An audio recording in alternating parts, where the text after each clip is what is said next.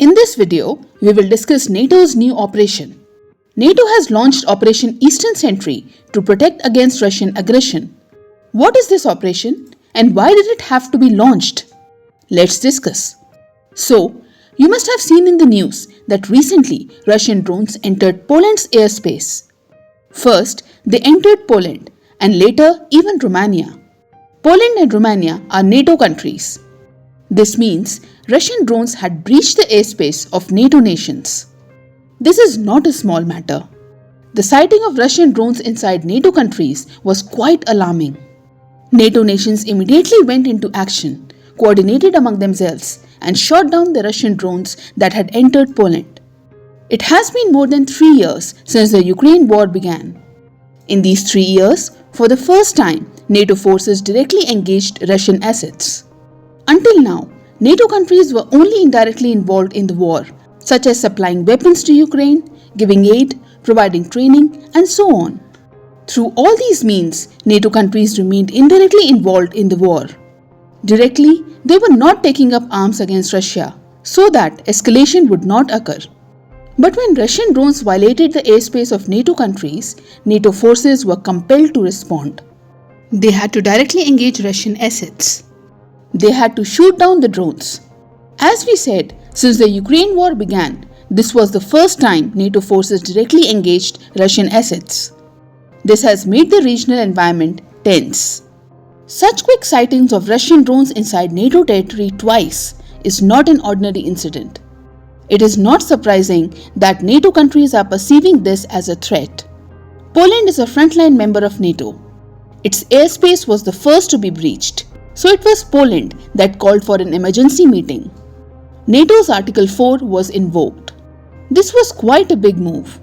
Article 4 is invoked when a NATO member country feels that its territorial integrity, security, or independence is under threat.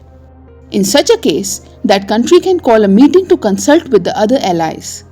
Then, all the allies together analyze the threat and make an action plan to deal with it.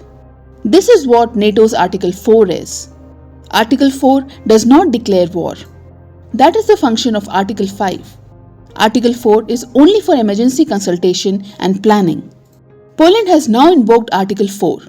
Even though this is not a declaration of war, only a consultation, still invoking Article 4 is a big deal. Because it is very rarely done. The NATO military alliance was formed in 1949. Since then until now, Article 4 has been invoked only 7 times. From this, you can understand how serious this matter is for NATO countries. Their thinking is that Russia has deliberately sent these drones into NATO territory. They feel that Russia wants to test NATO's response. It wants to test the unity of the alliance. That is why Russia deliberately sent these drones a little further beyond Ukraine's borders. This is not accidental. Russia has done this purposefully. NATO countries believe that Russia is provoking them. And if a strong response is not given, Russia will show even more aggression. That is why NATO forces immediately shot down the Russian drones through a coordinated response. To give Russia a firm pushback, Dutch, Italian, and German forces supported the Polish forces. Together, they gave a coordinated response. At the same time, to strengthen defense on Europe's eastern flank, Operation Eastern Sentry was launched. Sentry means guard. Operation Eastern Sentry means an operation launched to guard the eastern borders of Europe. Guarding against what? Obviously, against Russian aggression, against future Russian incursions, and against Russia's expansionist ambitions. In this operation, European countries will fortify their borders, deter aerial threats coming from Russia or its ally Belarus, and attempt to prevent future violations. To reinforce their eastern defense, they will build a kind of European Union drone wall. Since Ukraine's western part is adjacent to NATO countries' borders and Russia is continuously targeting Ukraine without pause, it has become essential for European countries to enhance their defense readiness, so that they can fulfill their objective of defending every inch of NATO territory. To enhance their defensive posture, European countries will extensively patrol the airspace, upgrade radar surveillance, and prepare rapid response units. NATO countries like Denmark, France, the UK, and Germany will provide fighter jets and surveillance planes for this operation, while America will provide intelligence and logistical support.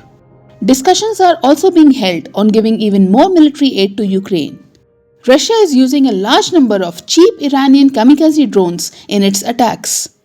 These drones fly at low altitude, crash into the target, and destroy the target while also destroying themselves. According to Russia, with their help, it is solely targeting Ukraine. It has no intention of targeting Poland or Romania. The claim that drones were deliberately sent is baseless. US President Donald Trump has also said that these drones may have mistakenly entered NATO territory. But European countries do not agree with this. According to them, Russia purposefully sent the drones to test NATO's response.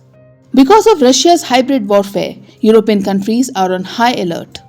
They are uniting through a proactive stance to prevent violations that Russia may commit in the future. As Russia keeps testing NATO's red lines and resolve of NATO countries, friction between NATO and Russia is increasing. In such a situation, the risk of miscalculation rises. After the failed Alaska summit, talks between America and Russia have not progressed, and progress has come to a halt. In such a scenario, the rise in regional security concerns is not a good sign.